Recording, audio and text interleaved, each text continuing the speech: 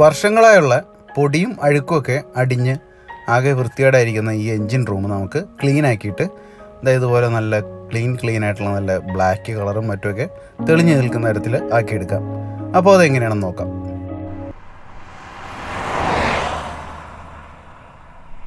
നമസ്കാരം, പവർ മോട്ടറിങ്ങിൻ്റെ മറ്റൊരു വീഡിയോയിലേക്ക് എല്ലാ പ്രേക്ഷകർക്കും സ്വാഗതം. അപ്പോൾ ഇന്നത്തെ വീഡിയോയിൽ ഞാൻ കാണിക്കാൻ ഉദ്ദേശിക്കുന്നത് എന്താണെന്നുള്ളത് നിങ്ങൾ ഇൻട്രോയിൽ കണ്ടു കാണും. എന്നാലും ഒന്നുകൂടി പറയാം. നമ്മുടെ ഈ എൻജിൻ്റെ ആ ഒരു ബേ ഉണ്ടല്ലോ, എൻജിൻ വരുന്ന കമ്പാർട്ട്മെൻറ്റ്, ആ കമ്പാർട്ട്മെൻറ്റ് നമ്മളൊന്ന് ക്ലീൻ ചെയ്യാൻ പോവാണ്. അപ്പോൾ ക്ലീൻ ചെയ്യാൻ വേണ്ടിയിട്ട് നമ്മളൊരു പ്രൊഫഷണൽ പ്രൊഡക്റ്റാണ് ഉപയോഗിക്കുന്നത്. മൾട്ടിപർപ്പസ് ഡീഗ്രീസറാണ്, വേവെക്സിൻ്റെ മൾട്ടിപർപ്പസ് ഡീഗ്രീസറാണ് ഞാൻ ഇവിടെ ഉപയോഗിക്കുന്നത്. അത് ഡൈല്യൂട്ട് ചെയ്തിട്ടാണ് ഉപയോഗിക്കുന്നത്. പക്ഷേ ഇതിനകത്ത് മറ്റൊരു ടിപ്പ് കൂടി ഞാൻ പറയുന്നുണ്ട്. എന്താണെന്ന് വെച്ച് കഴിഞ്ഞാൽ, ഈ മൾട്ടിപർപ്പസ് ഡീഗ്രീസറൊക്കെ കാശ് കൊടുത്ത് വാങ്ങാൻ പറ്റില്ല എന്നുള്ള ആളുകളാണെന്നുണ്ടെങ്കിൽ നിങ്ങളുടെ വീട്ടിലുള്ള ഒരു പ്രൊഡക്റ്റ് ഉപയോഗിച്ചിട്ട് നമുക്കിത് ചെയ്യാൻ പറ്റും. വീട്ടിൽ തന്നെ നമ്മൾ ഡീഗ്രീസ് ചെയ്യാൻ വേണ്ടിയിട്ട് നമ്മൾ ഉപയോഗിക്കുന്നതാണ്. അപ്പോൾ ആ ഐറ്റം എന്താണെന്നുള്ളത് ഞാൻ ലാസ്റ്റ് പറയാം. അപ്പോൾ വീഡിയോ തുടങ്ങുന്നതിന് മുമ്പ് ഒരു കാര്യം പറയട്ടെ. നിങ്ങൾ ഈ ചാനൽ ഇതുവരെ സബ്സ്ക്രൈബ് ചെയ്തിട്ടില്ലെങ്കിൽ ഈ ചാനൽ എത്രയും വേഗം സബ്സ്ക്രൈബ് ചെയ്യുക. അതോടൊപ്പം തന്നെ വലതുവശത്ത് കാണുന്ന ബെല്ലൈക്കൺ പ്രസ് ചെയ്ത് ഓൾ എന്ന ഓപ്ഷൻ കൂടി സെലക്ട് ചെയ്യുകയാണെങ്കിൽ ഞാൻ ഇതുപോലെ അപ്ലോഡ് ചെയ്യുന്ന എല്ലാ വീഡിയോസ് നിങ്ങൾക്ക് നിങ്ങളുടെ ഫോണിൽ നോട്ടിഫിക്കേഷനായിട്ട് ലഭിക്കുന്നതായിരിക്കും. അതോടൊപ്പം തന്നെ എൻ്റെ ഈ വീഡിയോ ഇനി നിങ്ങൾ കാണുന്നത് ഫേസ്ബുക്കിലോ ഇനി അതല്ല ഇൻസ്റ്റാഗ്രാമിലോ ആണെന്നുണ്ടെങ്കിൽ എൻ്റെ ഫേസ്ബുക്ക് പേജും അതുപോലെ തന്നെ ഇൻസ്റ്റാഗ്രാം പേജും ഫോളോ ചെയ്യാനും മറക്കരുത്. നമുക്ക് വീഡിയോയിലേക്ക് കിടക്കാം. അപ്പോൾ വർക്ക് തുടങ്ങുന്നതിന് മുമ്പ് നമുക്ക് ആദ്യം ബാറ്ററിയുടെ ടെർമിനൽസ് ഒന്ന് റിമൂവ് ചെയ്യാം. എന്തിനാണെന്ന് വെച്ച് കഴിഞ്ഞാൽ, എന്തെങ്കിലും ഒരു വെള്ളമൊക്കെ നമ്മൾ ഉപയോഗിക്കുന്നതാണ്, ലിക്വിഡ് ഫോമിലുള്ള ഐറ്റംസാണ് ഉപയോഗിക്കുന്നത്. അപ്പോൾ ഏതെങ്കിലും ഒരു കാരണവശാൽ ഷോർട്ട് ആവരുത്. അപ്പോൾ അതിന് വേണ്ടിയിട്ട് നമുക്ക് ആദ്യം ഈ ടെർമിനൽസൊക്കെ ഒന്ന് ലൂസാക്കാം. അതിനുശേഷം ടെർമിനൽസ് ഒന്ന് റിമൂവ് ചെയ്തിടാം. ബാറ്ററി അഴിച്ച് മാറ്റണമെന്നില്ല, ബാറ്ററി അങ്ങനെ തന്നെ ഇരുന്നാൽ മതി. പക്ഷേ ഈ ടെർമിനൽസൊക്കെ ഒന്ന് റിമൂവ് ചെയ്തിടുക. 2 ടെർമിനൽസും റിമൂവ് ചെയ്യുക കേട്ടോ. നമ്മൾ ചെയ്യാൻ പോകുന്നത് വെച്ച് കഴിഞ്ഞാൽ, ഡീഗ്രീസർ ഇനി ഒരു സ്പ്രേ ബോട്ടിലേക്ക് മാറ്റാൻ പോവാണ്. ഇതിൻ്റെ ഒരു എന്താ പറയുക, അതിൻ്റെ ഒരു കോൺസെൻട്രേഷൻ അല്ലെങ്കിൽ അതിൻ്റെ ഒരു ഫോർമുല എന്ന് പറയുന്നത് 1:15 ആണ്. നമ്മളിപ്പോൾ ഈ എൻജിൻ റൂമിലും മറ്റൊക്കെ ഉപയോഗിക്കുമ്പോൾ 1:15. ഇതിൻ്റെ 15 ഇരട്ടി, ഇത് എത്രയാണ് എടുക്കുന്നത് അതിൻ്റെ 15 ഇരട്ടി വെള്ളം ചേർത്തിട്ടാണ് നമ്മൾ അടിക്കാൻ പോകുന്നത്. ഇനി അതല്ല ഇൻറ്റീരിയറിലും മറ്റൊക്കെയാണ് നമ്മൾ ഉപയോഗിക്കുന്നതെങ്കിൽ നമുക്കിത് 1:30 എന്നുള്ളൊരു രീതിയിലെടുക്കാം. ഇതിപ്പോൾ 1:15 ആണ് എടുക്കുന്നത്. അപ്പോൾ ഇതൊക്കെ ചെയ്യുമ്പോൾ ഞാൻ ഗ്ലൗസ് ഇട്ടിട്ടുണ്ട്. ഗ്ലൗസ് ഇട്ടിട്ട് തന്നെ ചെയ്യുക. കെമിക്കൽസാണ്. അപ്പം നമ്മുടെ കയ്യിലോ ചെറിയ മുറിവൊക്കെ ഉണ്ടെങ്കിൽ ചിലപ്പോൾ എന്തെങ്കിലും പ്രശ്നങ്ങളൊക്കെ ഉണ്ടാവാതിരിക്കാൻ വേണ്ടിയിട്ടുള്ളൊരു സേഫ്റ്റി എന്നുള്ള രീതിയിൽ. അപ്പോൾ നമുക്കിനി അടിച്ചു നോക്കാം. സോ അതിൽ നമ്മൾ വെള്ളം ചേർത്തു. ഇനി അടിക്കാം. ഇത് അടിക്കുമ്പോൾ ശ്രദ്ധിക്കേണ്ട ഒരു കാര്യം, ചില ഭാഗങ്ങളിലൊന്നും അടിക്കരുത്. അതെവിടെയാണെന്ന് വെച്ച് കഴിഞ്ഞാൽ, നമ്മുടെ ഈ ഓൾട്ടർനേറ്റർ വരുന്ന ഭാഗമുണ്ട്, അതുപോലെ എയർ ഇൻടേക്കിൻ്റെ എയർ ഫിൽറ്റർ വരുന്നതിൻ്റെ ഭാഗമുണ്ട്. അപ്പോൾ അതിൻ്റെ അകത്തേക്കൊന്നും വെള്ളം അടിക്കരുത്. അപ്പോൾ അവിടെയൊക്കെ പറ്റുമെങ്കിൽ കവർ ചെയ്ത് വയ്ക്കാം. കവർ ചെയ്തില്ലെങ്കിലും കുഴപ്പമില്ല, നമ്മൾ അടിക്കുകയാണല്ലോ. നമ്മൾ വെള്ളം പോലെ വലിയൊരു പ്രഷറിൽ അടിക്കില്ലാത്തതുകൊണ്ട് കുഴപ്പമില്ല. അപ്പോൾ ആ ഭാഗങ്ങൾ ഒഴിവാക്കുക. പിന്നെ കപ്ലേഴ്സിൻ്റെ എന്തെങ്കിലും കാണുന്നുണ്ടെങ്കിൽ കപ്ലറുകളുടെ ഇടയിലൂടെ ഒന്നും വെള്ളം ഒഴിക്കാതിരിക്കുക, അല്ലെങ്കിൽ അടിക്കാതിരിക്കുക. നമുക്ക് തുടങ്ങാം.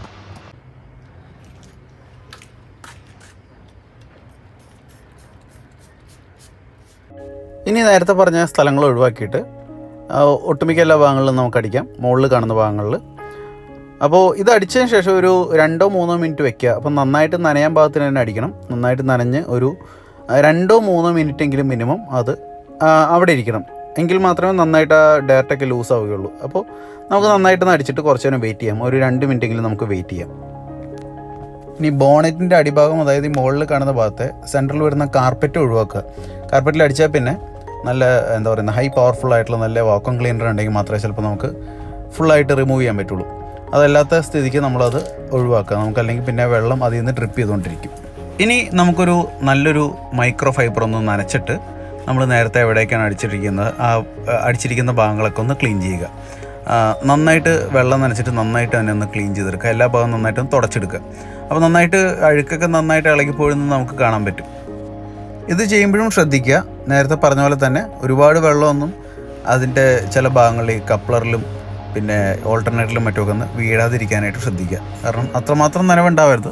എന്നാൽ നനഞ്ഞാൽ നല്ലതാണ്, പക്ഷേ ഒരുപാട് നനവായി വെള്ളം വീഴാതിരിക്കാൻ ശ്രദ്ധിക്കുക. ഇനി ഒരു തവണ നമ്മളിത് ചെയ്തു, നല്ലൊരു റിസൾട്ട് കിട്ടിയില്ലെങ്കിൽ വീണ്ടും ഒന്നുകൂടി നമുക്ക് ചെയ്യാം. ഞാൻ 2 തവണ ചെയ്തു. 2 തവണ ചെയ്തപ്പോഴാണ് എനിക്ക് കൂടുതൽ മികച്ച റിസൾട്ട് കിട്ടിയത്.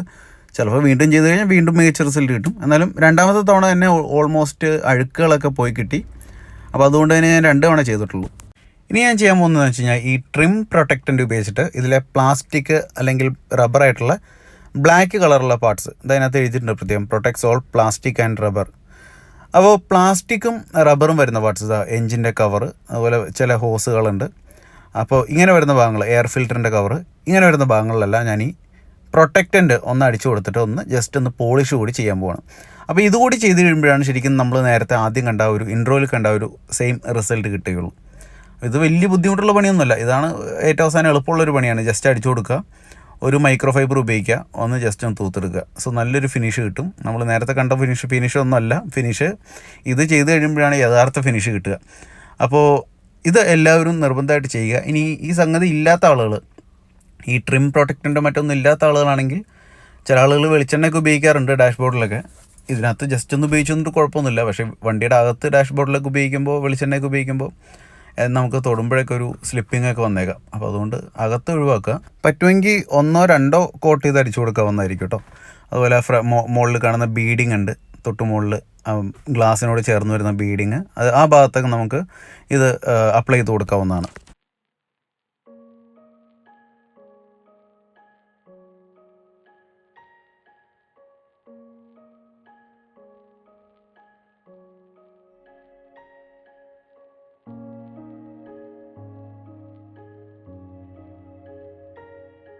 ഇതാണ് നമ്മുടെ ഫൈനൽ റിസൾട്ട്. ഇത് ക്ലോസപ്പിൽ കാണുന്നതാണ്. കുറച്ചുകൂടി ലോങ് ഷോട്ടിൽ നമുക്കൊന്ന് കണ്ടു നോക്കാം. കുറച്ചുകൂടി ക്ലിയർ ആയിട്ട് കാണാം. ലോങ് ഷോട്ടിൽ കണ്ടാലും നല്ല ക്ലീൻ ആയിട്ട് തന്നെ ഇരിക്കുന്നുണ്ട്.